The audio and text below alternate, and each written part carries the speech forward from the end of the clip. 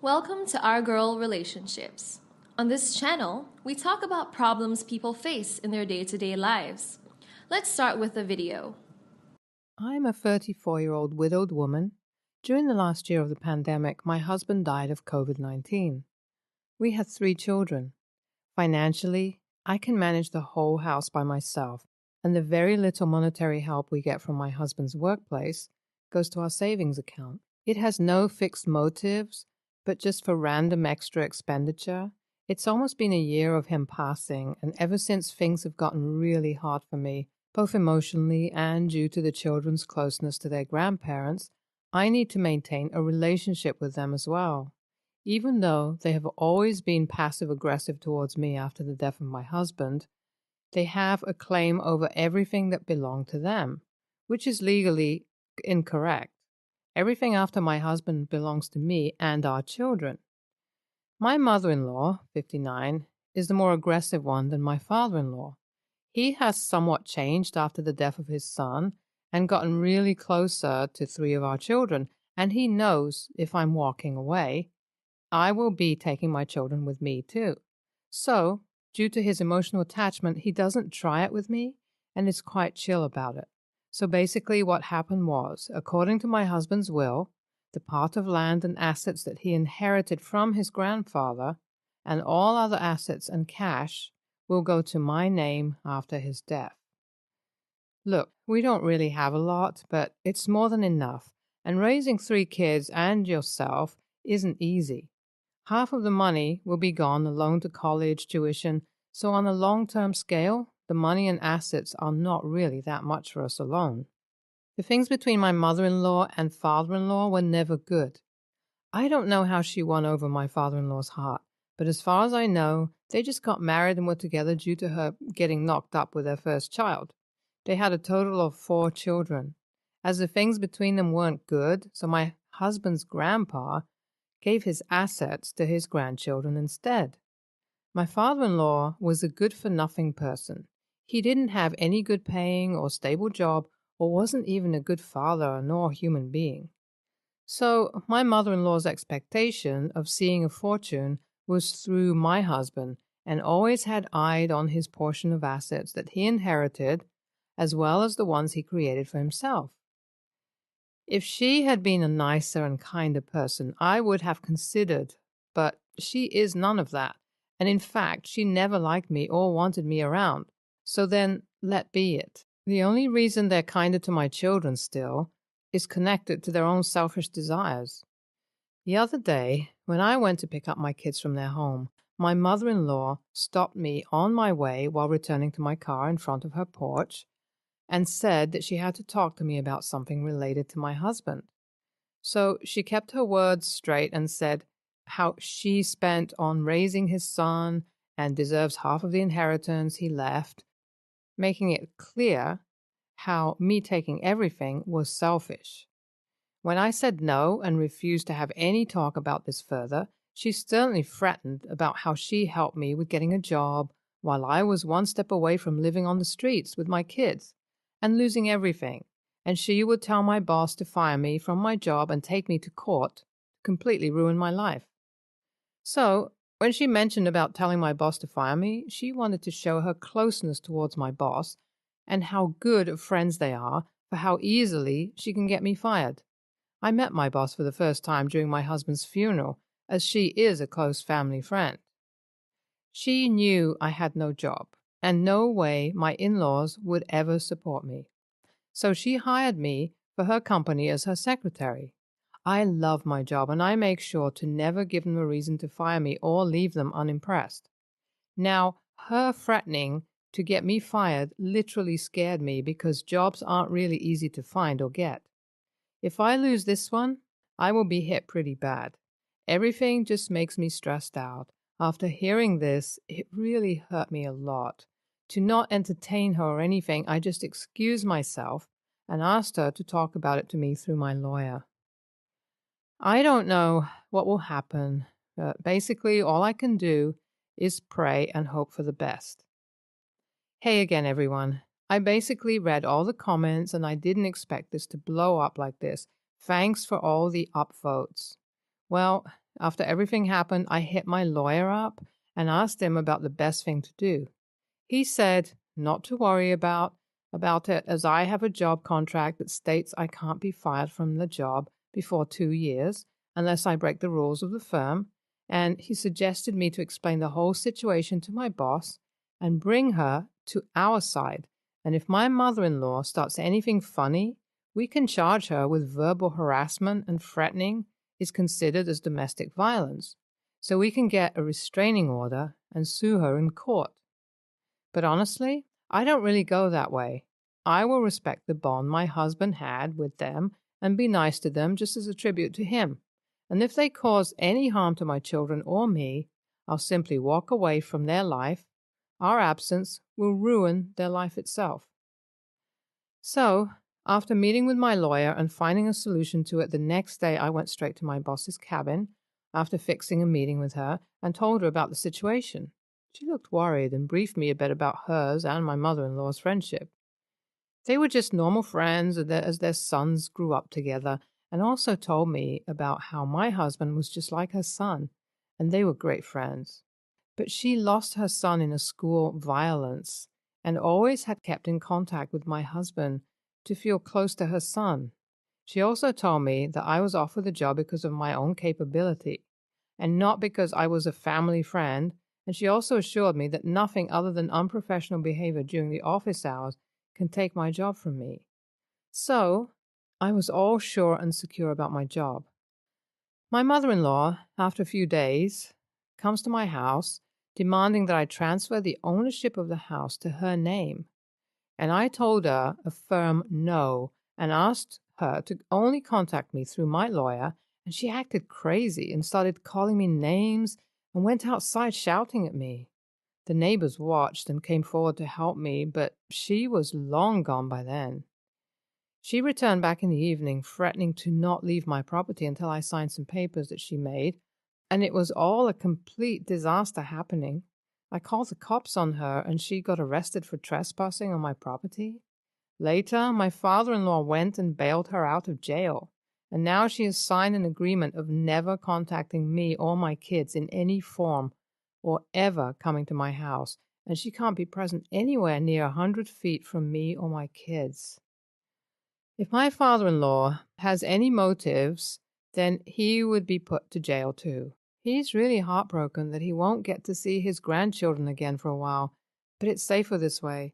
It's better for me to stay away from their money-hungry ass for literally everyone. All our family members who are in good relation with me have blacklisted them, and same goes for our friends too.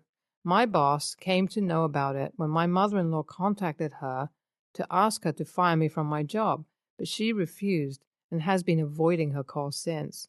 That's really all for now.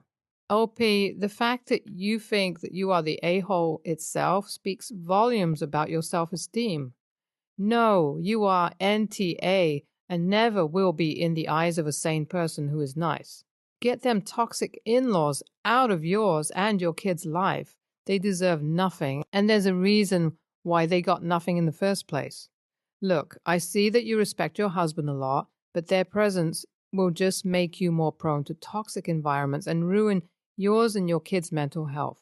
Your safety and sanity is more important here, and your kids much better, and I don't care how nice your father-in-law is to them. They both are toxic and good for nothing, like seriously cutting them off before they pull more crazy-ass shit. So this kind of stuff also happens to people. Reddit really opens your eyes to the real world sometimes. I would have never imagined this kind of toxic crap goes in someone's life who has already seen enough. Look, you are NTA, and your mother-in-law and father-in-law, both of them are the biggest a-holes I have read about here. After everything, they haven't changed, so most probably they won't ever change. Drop those old people, girl. They have a special place for them back in hell. Next story. I'm a 22-year-old woman. I grew up poor with my single mom. I turned to drugs when I was 14 and was in and out of rehab until I was 18. It was an extremely hard time, and most of it was a blur. The one thing I know for sure was that my mom did nothing for me except fuel my addiction. She only sent me to rehab because it meant that she didn't have to look after me when I was gone. I was lucky enough to meet a guy who helped me to finally get sober and back on my feet. I lived with him for a bit while I got a job and saved up enough to finally rent a place of my own. It's a modest apartment, but I have a steady income, and I've even started doing an online course to get a degree. It's not an amazing situation, but considering the state I was in 4 years ago, it's the best I could have hoped for. Around a week ago, my mom turned up at my house. I hadn't spoken to her since I finished school and never planned to. Honestly, I'd half thought that she died over the years. Apparently, she got my address from some friends. She told me that she was homeless and needed a place to stay until she found somewhere else. It was clear that she was still using it. I asked her about it, and she made it very clear that she had no interest in getting clean. On top of all that, she tried to bribe me with some pills she had. And yeah, she knows that I'm clean. I told her that if I wanted her there, having an active addict in the same house with a recovering one is setting me up for failure. I am not prepared to go down that road again. It took me so long to fix my life. I'm not throwing it away for some woman who neglected me my whole childhood. She started screaming at me, saying I was selfish and stuck up, and that since she was my mom, I owed her my life. I shut the door on her and threatened to call the police when she didn't go. She eventually did, and I haven't heard from her since.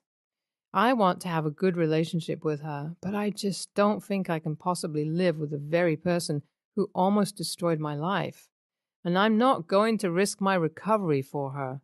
So, AITA for refusing to let my homeless mother stay at my house? NTA, you had a rough childhood. That wasn't your fault. And you've pulled yourself up and gotten yourself together and are on a good path. I hope you know how proud of yourself you should be. Everything you said to her was true. The fact that she turned on you so quickly is proof that your mom is not thinking of your best interests. Honestly, she's not thinking of her own best interest either. She's lost in drugs, and that's not something you can fix. It's a sad situation, but keep moving forward and live your life to the best. Thank you. I really hope that she can get help the way I did so that she can get the life she deserves. Because she isn't a bad person. She's just been through a hell of a lot. I just wish things went a different way. NTA, first of all, good on you for having strong boundaries and identifying what a harmful situation that would be for you. OP, you should be very proud of that. Second, you do not owe her your life. In fact, you do not owe her anything. She chose to have you and give you a life no kid should have. She chose to use it, and now she's living with the consequences of that. Any decent parent would not put their child in danger, but she's more than willing to do that for her own sake. Live your life happily, knowing that you are more of a grown-up than your mother will ever be. I wish you all the best moving forward. Next story. Last summer, my dad, my uncle, two of my cousins, 15 and 12-year-old boys, and I, 16-year-old female, went to our family cabin for a week. My other cousin, Emma, 9, female, didn't come because she was busy or something, but my uncle said that he'd bring her this year. Well, I guess he's planning on taking Emma to the cabin over Memorial Day weekend. Just her, not her brothers. He called last week and asked my dad if we wanted to go. My dad's going, but I said no. I would have gone, except men in my family have this habit. Whenever there's kids around, they just expect me to watch or take care of them or entertain them. Then make it a thing when I don't want to. Last year, we were at the cabin and my grandpa's friend came over with his granddaughters that were like 4 and 5 or something. All the men were just hanging out and doing whatever and just expected me to play with them. I'm not even a kid person, but they were definitely brats. That was only a couple of hours, but still. When we came home, I was venting to my grandma about dealing with them, and she said, Oh, they're not that bad. They're cute little girls. Yesterday, my dad's family celebrated Mother's Day, and my grandma asked me why I wasn't going to the cabin with them. I was honest, and I said because I didn't feel like being stuck babysitting all weekend. That I knew exactly what would happen. My dad and uncle would go and do what they wanted, and I'd have to stay back and take care of Emma. My grandma said, "She's your cousin. You should want to spend time with her. You went to the cabin for a week with the boys. It means that you don't want to go with her just because she's younger." Thing is, my other cousins, her brothers, didn't need to be taken care of or watched. Besides, we're closer in age, so have more in common. AITA for not going? NTA. Tell them you'll go for $200 to babysit for the weekend. I hated babysitting at your age, and I still do at almost 40. Just because you're 16, it doesn't mean you should be expected to babysit without compensation. F that. Next story. So, I had a weird experience at a movie theater yesterday. I was going to the premiere of Doctor Strange in my town, which was at 3 p.m. It was the very first showing available. Anyway, to get to the story, a couple came in and brought their 1-year-old to the movie. I had a feeling this was going to go south, but I tried to be patient and understanding. However, after about 45-ish to an hour of screaming and crying that would start at every loud moment, I began to grow tired of it. The child was clearly scared and distressed, and nothing would console it.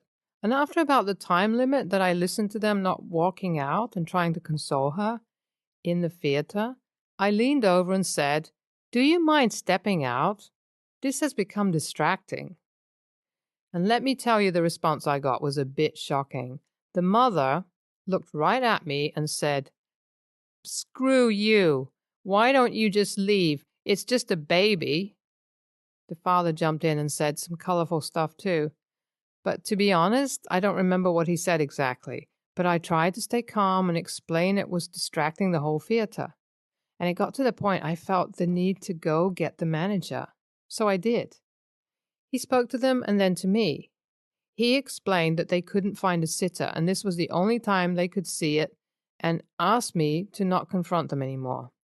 I told him that their lack of babysitter isn't really my issue, but that I can't even hear what's being said because the baby is screaming 5 feet from me. He then said that if it continues to be a problem, he'd deal with it. At that point, I don't know, if they felt embarrassed enough, but they left shortly after without any further intervention. But I'm asking to see if I was being an a-hole in this situation. I posted my experience on Facebook in a way I thought was lighthearted and trying to laugh about it. But a mother that was on my friends list said that she'd react the same way if I had said that to her kid. So, AITA? NTA. They shouldn't have brought a kid that young to a movie like that. The fact that they couldn't get a babysitter means they don't get to see it then. I can't believe a manager didn't think a screaming baby was that big a deal. You should have gotten a refund or tickets for the next showing. I'm not terribly surprised they cursed you out. People that are selfish and ignorant aren't going